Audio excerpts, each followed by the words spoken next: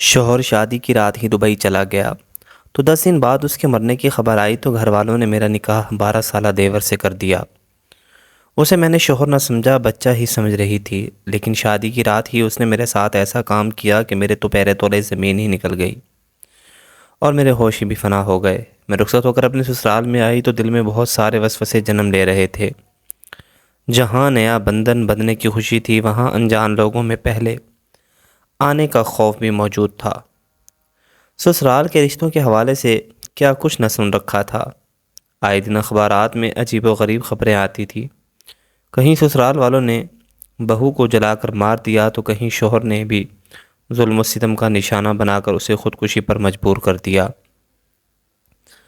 میں نہیں جانتی تھی کہ میرے سسرال والے کس طرح کے لوگ ہیں۔ شادی سے پہلے ایک دفعہ اپنی ساس کو ہی دیکھا تھا۔ چٹ منگنی پٹ پیا کی طرح میرا رشتہ ہوا تھا اور مہینے بھر میں ہی رخصت ہو کر میں اپنے سسرال چلی آئی تھی۔ دراصل میری ماں بہت زیادہ بیمار تھی اور وہ مجھے بھائی بھابھی کے بھروسے پر چھوڑ کر مرنا نہیں چاہتی تھی۔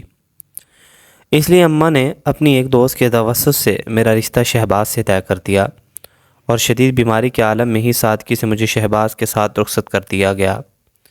میری رخصتی کے وقت اماں کی آنکھوں میں آنسو تھے۔ اماں نے مجھے نئی زندگی کے لیے بہت ساری دعائیں دے کر رخصت کیا تھا، لیکن کبھی کبھار دل سے کی گئی دعا بھی قبول نہیں ہوتی۔ میرے ساتھ بھی کچھ ایسا ہی ہوا تھا۔ شہباز کے گھر میں داخل ہوتے ہی میرا چھوٹا دیور حیدر خوشی خوشی میرے پاس آیا اور کہنے لگا کہ بھابھی آج سے آپ میری پکی سہیلی ہیں۔ اس نے مسکرا کر میری طرف ہاتھ بڑھایا تو میں نے خوشی خوشی اس کا ہاتھ تھام لیا۔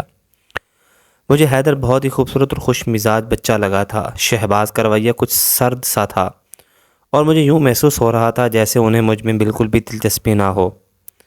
میں 1 گھنٹے سے شہباز کے برابر میں بیٹھی تھی، لیکن انہوں نے نظر اٹھا کر بھی میری طرف نہیں دیکھا تھا۔ شہباز کی اس قربت پر میرا دل امنگوں سے بھر گیا تھا، لیکن شہباز جیسے جذبات سے عاری انسان تھا۔ میری ساس نے دل سے میرا استقبال کیا تھا اور مجھے میرے کمرے میں لے جا کر بٹھا دیا۔ وہ بہت خوبصورت کمرہ تھا جسے سادگی سے سجایا گیا تھا، اور میں چاروں طرف دیکھتی ہوئی سوچ رہی تھی کہ اب مجھے اپنی ساری زندگی انہی 4 دیواروں میں گزارنی ہے۔ لیکن مجھے کیا خبر تھی کہ یہ 4 دیواری زیادہ عرصہ تک مجھے اپنے اندر برداشت نہیں کرے گی۔ میں کافی دیر سے شہباز کا انتظار کر رہی تھی اور جب شہباز کمرے میں آئے تو انہوں نے مجھے ایسی خبر سنائی کہ میں رونے لگی۔ وہ کہہ رہے تھے کہ شام ہی کو انہیں کمپنی سے فون آ گیا ہے اور انہیں ابھی رات کی فلائٹ سے ہی واپس دبئی جانا ہوگا۔ میں پریشان ہو گئی تھی کہ یہ کیسی شادی ہے جس میں مجھے چند دنوں کے لیے بھی شوہر کا ساتھ نصیب نہیں ہو رہا۔ شہباز دبئی میں نوکری کرتے تھے اور وہ کچھ دن کی چھٹی پر پاکستان آئے تھے۔ جب ہی ان کی ماں نے میری اور ان کی شادی کروا دی، اور کیونکہ وہ باقاعدہ شادی کے لیے چھٹیاں لے کر نہیں آئے تھے، اسی لیے کمپنی کے فون آنے پر انہیں مجبوراً واپس جانا تھا۔ چند رسمی جملے ادا کرنے کے بعد شہباز نے اپنا سامان سمیٹا اور وہ چلے گئے۔ میں جس طرح بستر پر بیٹھی تھی اسی طرح بیٹھی رہ گئی، نہ کوئی وعدہ، نہ کوئی قسمیں، اور نہ ہی محبت بھری کچھ باتیں۔ جس شادی کی رات کو لے کر میں نے کئی سپنے اپنی آنکھوں میں سجائے تھے وہ ٹوٹ کر چکنا چور ہو گئے تھے، اور وہ مجھے تو دامن چھوڑ کر نکل گئے تھے۔ میں اپنی ہتھیلیوں کو غور سے دیکھ رہی تھی، میرے نصیب میں نہ جانے کیا لکھا تھا۔ میں اکثر ہی اپنی ہتھیلیوں کو غور سے دیکھا کرتی تھی اور ان میں الجھی لکیروں کو سمجھنے کی کوشش کرتی تھی، لیکن آج تک میں نے اپنی قسمت کو کھوٹ ہی پایا تھا۔ ابا کے انتقال کے بعد اماں نے بہت مشکل سے گھروں کا جھاڑو پوچھا کر کے مجھے اور بھائی کو پالا تھا۔ جب بھائی جوان ہوا تو مجھے اور اماں کو لگا اب ہماری مشکلیں ختم ہو جائیں گی، لیکن ایک دن بھائی اچانک بھابھی کا ہاتھ پکڑ کر گھر لایا اور اماں کو بتایا کہ اس نے اپنی پسند سے شادی کر لی ہے۔ اماں کو اپنے اکلوتے بیٹے سے بہت محبت تھی، اسی لیے اماں نے کھلے دل سے بھائی کی محبت کو قبول کر لیا، لیکن بھابھی کو میرا اور اماں کا وجود کھٹکنے لگا۔ بھائی جو بھی پیسے کماتا وہ بھابھی کی ہتھیلی پر رکھ دیتا اور مجھ پر اور اماں پر گن گن کے خرچ کرتے۔ بھائی کی شادی کے بعد ہمارے حالات پہلے سے زیادہ خراب ہو گئے تھے، کیونکہ اماں لوگوں کے گھروں میں کام کاج کرنے کے قابل نہیں رہی تھیں۔ ساری عمر کام کرنے کی وجہ سے بڑھاپے میں اماں کی ہڈیوں نے جواب دے دیا تھا اور وہ موسم و کتاب نہ لاتے ہوئے بستر پر پڑ جاتی۔ بھابھی چاہتی تھی کہ اماں کی جگہ میں لوگوں کے گھروں میں کام کرنا شروع کر دوں، لیکن اماں اس بات کے لیے بالکل خلاف تھیں۔ اس لیے اماں نے میری شادی شہباز سے کر دی تھی۔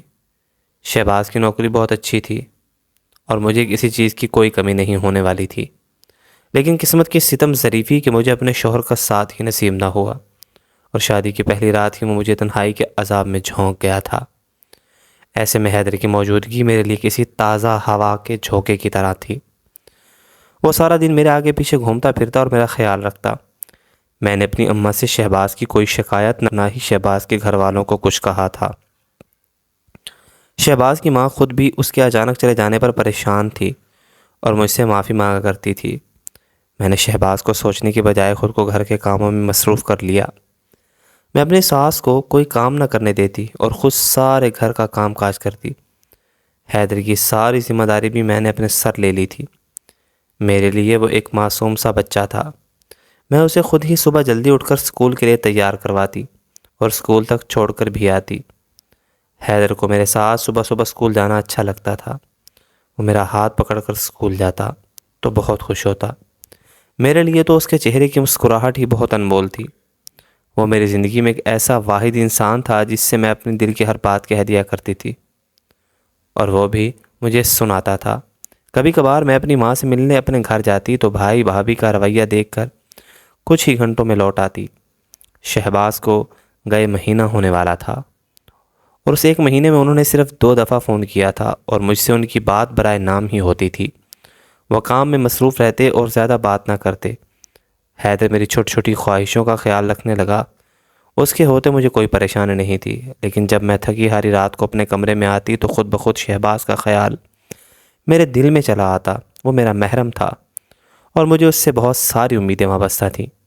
ہر لڑکی کی طرح میرے دل میں بھی اپنے شوہر کے ساتھ زندگی گزارنے کے ارمان تھے۔ میں بھی اپنے شوہر کی محبت بھری باتوں اور اس کی رفاقت میں زندگی گزارنا چاہتی تھی، لیکن میرے نصیب میں تنہائی کا یہ عذاب لکھا ہوا تھا۔ اکثر میں رات بھر کروٹیں بدل کر ہی گزارا کرتی اور شہباز کو یاد کر کے آنسو بہاتے۔ میری ساس مجھے پیار سے سمجھاتے ہوئے کہتی کہ شہباز ہر سال بعد مہینے بھر کے لیے واپس آتا ہے اور وہ کچھ ہی مہینوں بعد دوبارہ ہمارے درمیان ہوگا، جب تم اس کے ساتھ اچھے سے وقت گزارنا۔ اب میں اپنی ساس کو کیا بتاتی کہ میرے لیے تو شہباز کے بغیر ایک لمحہ گزارنا بھی بہت مشکل ہو گیا تھا۔ تنہائی کے لمحے مجھ پر گراں گزرتے تھے۔ ایک روز میں صبح سویرے اٹھ گئی اور حیدر کو اسکول بھیجنے کے لیے تیار کرنے لگی۔ جب بھی ٹیلی فون کی آواز پر میں اور حیدر دونوں چونکے۔ اتنی سویرے تو کسی کا فون نہیں آتا تھا۔ حیدر کہنے لگا، بھابھی آپ ناشتہ بنا دیجیے، میں فون سن لیتا ہوں۔ میں باورچی خانے میں آ گئی اور حیدر فون اٹھانے چلا گیا۔ کچھ ہی دیر بعد حیدر پلٹ کر باورچی خانے کے دروازے پر آیا تو میں نے اس سے پوچھا کس کا فون تھا۔ میری نظریں توے پر پڑے پراٹھے پر تھی اور میں حیدر کے چہرے کی طرف نہیں دیکھا تھا۔ میرے سوال پر حیدر نے کوئی جواب نہ دیا تھا، اس لیے میں نے پلٹ کر حیدر کی طرف دیکھا تو اس کا چہرہ آنسوؤں سے تر تھا اور وہ دیوار کے سہارے کھڑا تھا۔ میں ایک دم ہی پریشان ہو گئی۔ میں نے فوراً ہی چولہا بند کیا اور حیدر سے پوچھا کہ بتاؤ آخر کیا ہوا ہے۔ حیدر روتے ہوئے کہنے لگا، بھابھی سب کچھ ختم ہو گیا ہے، شہباز بھائی نہیں رہے۔ حیدر کی اس ایک جملے نے جیسے میری زندگی کا تختہ پلٹ کر رکھ دیا تھا۔ میں نے حیدر کو کندھے سے پکڑ لیا اور چیختے چلاتے ہوئے پوچھنے لگی کہ یہ کیا بکواس کر رہے ہو؟ صبح صبح ایسا مذاق نہ کرو، میں مر جاؤں گی۔ حیدر اور میرا رشتہ ایسا ہی تھا، وہ اکثر ہی مجھ سے مذاق کیا کرتا تھا، لیکن اس نے کبھی بھی اس طرح کا بیہودہ مذاق نہ کیا تھا۔ حیدر روتے ہوئے کہنے لگا، بھابھی میں اتنی بڑی بات مذاق میں کیسے کہہ سکتا ہوں؟ میرا بھائی ہمیشہ کے لیے مجھے چھوڑ کر چلا گیا ہے۔ وہ اور بھی بہت کچھ کہہ رہا تھا جو مجھے سنائی نہیں دے رہا تھا۔ میں سکتے کے عالم میں حیدر کو دیکھ رہی تھی اور وہ مجھے اپنے بھائی کی موت کی وجہ بتا رہا تھا۔ شہباز جس عمارت میں کام کر رہا تھا وہاں کسی چھت سے گر کر حادثاتی طور پر ہلاک ہو گیا تھا۔ اکثر میری بھابھی کہتی تھی کہ سائرہ تو بہت ہی منحوس ہے، اور آج مجھے اس بات پر یقین آ گیا تھا۔ میں واقعی منحوس تھی۔ میرے پیدا ہونے پر میرا باپ مر گیا تھا اور میری ماں نے زمانے کی ٹھوکریں کھائی تھی، اور شادی ہوتی ہی میرا شوہر مجھے چھوڑ گیا تھا، اور اب تو وہ ایسی جگہ چلا گیا تھا جہاں سے کبھی لوٹ کر نہیں آ سکتا تھا۔ میں اپنے ہاتھوں کو دیکھ رہی تھی جس پر پڑی آڑی ترچھی لکیریں میری بربادی کی داستان بیان کر رہی تھی۔ حیدر کے رونے کی آواز سن کر میرے ساس بھی اپنے کمرے سے آئی تھی اور یہ خبر ان پر بجلی بن کر گری تھی۔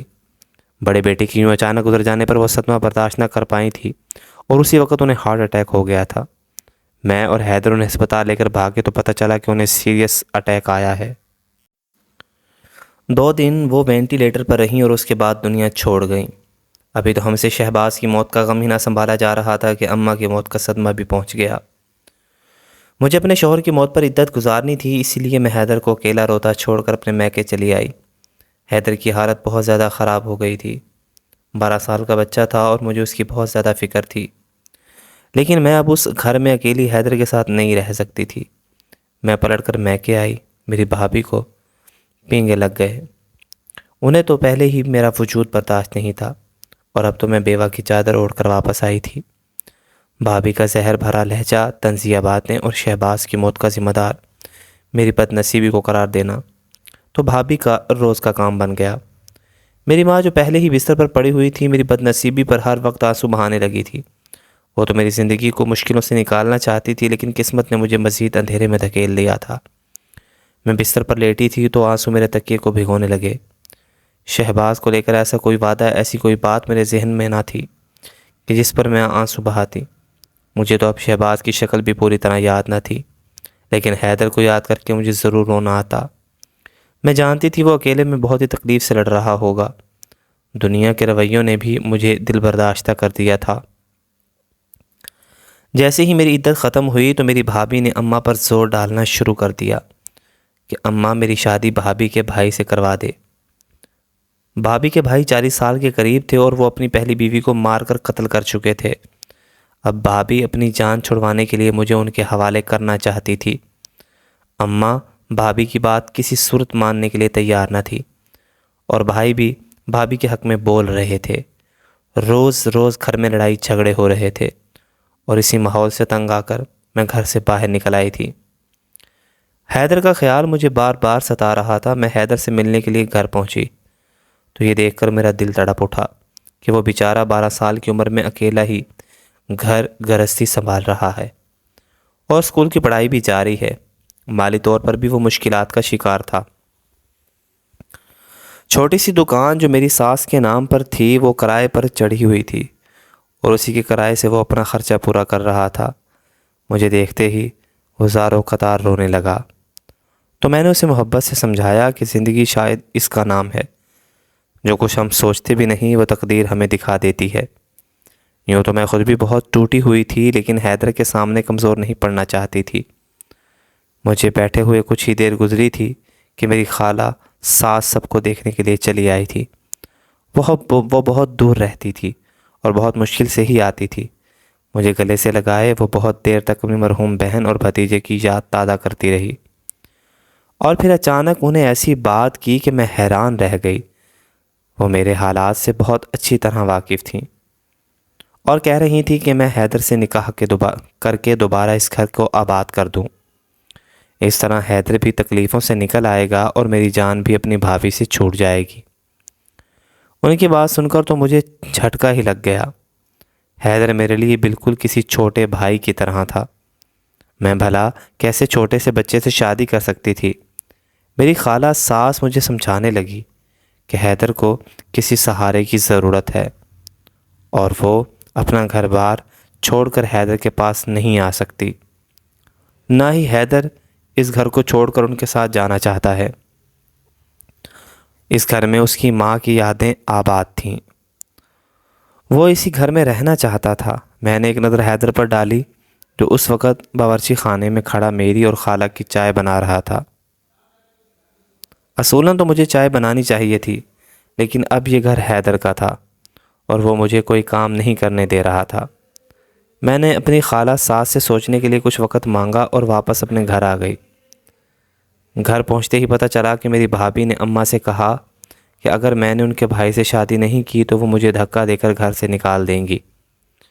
بھابھی نے اماں کو اس قدر ذہنی طور پر اذیت دی تھی کہ اماں بری طرح رو رہی تھیں۔ میں نے غصے میں بھابھی سے کہہ دیا کہ آپ کو مجھے گھر سے نکالنے کی نوبت پیش نہیں آئے گی، کیونکہ میں خود اس گھر سے دوبارہ جا رہی ہوں۔ اماں میرا ہاتھ پکڑ کر رونے لگی اور کہنے لگی کہ تو کہاں جائے گی؟ میں نے اماں کو بتا دیا کہ میں حیدر سے شادی کر رہی ہوں اور اب اس کے ساتھ ہی رہوں گی۔ میری بات سن کر بھابھی کو تو جیسے کرنٹ لگ گیا ہو۔ وہ میرے کردار پر طرح طرح کی باتیں بنانے لگیں اور کہنے لگیں کہ شہباز کی غیر موجودگی میں یقیناً میں نے حیدر سے کوئی تعلق بنایا ہے، اسی لیے میں عدت پوری ہوتے ہی حیدر سے شادی کرنے کے لیے مر رہی ہوں۔ میں حیرانی سے اپنی بھابھی کو دیکھ رہی تھی، کسی عورت کی سوچ اس قدر گھٹیا کیسے ہو سکتی تھی؟ میں بھابھی کی کسی بات کا جواب نہیں دینا چاہتی تھی۔ میں نے اپنی خالہ ساس کو فون ملایا اور حیدر سے شادی کی حامی بھر لی۔ وہ حیدر کو منا کر ہمارے گھر آ گئے اور ہم دونوں کا سادگی سے نکاح ہو گیا۔ حیدر مجھے اپنے ساتھ رخصت کروا کر دوبارہ اسی گھر میں لے گیا جہاں میں پہلی دفعہ دلہن بن کر گئی تھی۔ میں نے یہ رشتہ صرف اور صرف اپنے اور حیدر کی بقا کے لیے جوڑا تھا، کیونکہ ہم دونوں ہی ٹوٹے ہوئے تھے اور ہم دونوں کو ہی دنیا دکھاوے کے لیے سہارے کی ضرورت تھی، ورنہ مجھے حیدر سے اس طرح کے کسی جذباتی تعلق کی امید نہیں تھی۔ حیدر ابھی میرے نزدیک 14 سال کا وہ بچہ تھا جسے میں سکول چھوڑ کر آئی تھی اور خود روزانہ صبح اٹھ کر سکول جانے کے لیے اٹھایا کرتی تھی۔ حیدر کے کمرے میں آنے سے پہلے ہی میں سونے کے لیے لیٹ گئی۔ مجھے معلوم تھا کہ اس کے لیے بھی یہ رشتہ محض ایک مجبوری ہے۔ تھوڑی ہی دیر میں حیدر کمرے میں چلا آیا اور مجھے لیٹا ہوا دیکھ کر آواز دی۔ میں اٹھ بیٹھی، وہ بھی میرے پاس بیٹھ گیا۔ مجھے اپنی شادی کی پہلی رات یاد آئی۔ شہباز نے مجھ سے کچھ رسمی جملے کہے تھے۔ حیدر کی ہر بات نے ہی مجھے ششدر کر دیا تھا۔ شہباز اور میری جذباتی وابستگی تو پہلے ہی نہیں تھی، پھر جس طرح وہ مجھے چھوڑ گیا تھا اس کے بعد میں نے اس کے لیے بہت زیادہ جذبات بھی محسوس نہ کر سکی۔ اس لیے جب حیدر نے میرے ساتھ تعلق قائم کرنا چاہا تو میں اسے روک نہ سکی۔ ہم دونوں محرم تھے اور اس کا مجھ پر پورا حق تھا۔ دنیا والوں نے ہمارے بھیجے ہوئے رشتے پر بہت باتیں بنائی تھیں، لیکن میں نے اور حیدر نے کسی کی کوئی بات نہیں سنی تھی۔ حیدر ہماری شادی کے اگلے دن ہی میری ماں کو گھر لے آیا تھا۔ جو عزت اور مقام اس نے میری ماں کو دیا تھا وہ کبھی میرا بھائی نہیں دے سکا تھا۔ میرا بھائی اور بھابھی اس بات پر بہت خوش تھے کہ ان کی ہم دونوں سے ہی جان چھوٹ گئی، لیکن کچھ عرصے بعد ہی انہیں اس بات کا احساس ہو گیا تھا کہ جو کچھ انہوں نے کیا ہے وہ بہت غلط ہے۔ ایک حادثے میں میرا بھائی دونوں پیروں سے معذور ہو گیا تھا اور میری بھابھی کو گھر چلانے کے لیے لوگوں کے گھروں میں جھاڑو پونچھا کرنا پڑ رہا تھا۔ زندگی کا جو طویل چکر میری ماں نے کاٹا تھا، آج وہی میری بھابھی کو شروعات کرنی پڑ رہی تھی، اور انہیں احساس ہو گیا تھا کہ جو کچھ انہوں نے بویا تھا وہی کاٹنے کا وقت آ گیا تھا۔ بھائی بھابھی اماں سے معافی مانگنے کے لیے آئے تھے اور وہ اماں کو اپنے ساتھ لے جانا چاہتے تھے، لیکن حیدر نے یہ کہہ کر اماں کو روک لیا کہ ہمیں اماں کی ضرورت ہے۔ اماں نے اپنے بیٹے اور بہو کو معاف کر دیا تھا، لیکن وہ ان کے ساتھ نہیں گئی تھی۔ حیدر نے شادی کی رات میری ماں کو ساتھ رکھنے کی جو فرمائش کی تھی، اس نے میرے دل میں حیدر کے لیے ایک الگ ہی مقام پیدا کر دیا تھا۔ کبھی کبھی بے جوڑ رشتے سگے رشتوں سے کہیں زیادہ بہترین ہوتے ہیں۔ میری اور حیدر کی عمر میں فرق ضرور تھا، لیکن ہم دونوں ایک دوسرے سے محبت کرنے لگے تھے۔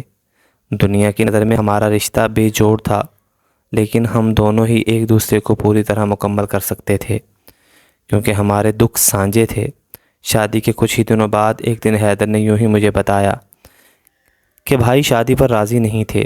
وہ اپنے ساتھ کام کرنے والی کسی لڑکی سے شادی کرنا چاہتے تھے جو غیر مسلم تھی، اس لیے اماں نے ان کی شادی آپ سے کروا دی تاکہ وہ ایسا کام نہ کریں۔ بھائی جان بوجھ کر شادی کی رات ہی واپس لوٹ گئے تھے اور دبئی جا کر انہوں نے اس غیر مسلم لڑکی سے تعلق بنا لیا تھا، لیکن اماں کو لگتا تھا کہ ان کا بیٹا ایک نہ ایک دن ضرور واپس آئے گا، لیکن غلط کاموں کا انجام کسی نہ کسی صورت انسان کو بھگتنا پڑتا ہے۔ بھائی بھی اچانک ہی حادثے میں انتقال کر گئے۔ شہباز کا سچ جان کر مجھے بہت افسوس ہوا تھا، لیکن اب مجھے اس بات سے کوئی فرق نہیں پڑتا تھا کہ شہباز نے مجھے دھوکہ دیا تھا، کیونکہ میں حیدر کے ساتھ خوش تھی اور ہم دونوں ہی ایک اچھی زندگی گزار رہے تھے۔ پیارے دوستو، یہ تھی ہماری آج کی کہانی۔ امید ہے آپ کو پسند آئی ہوگی۔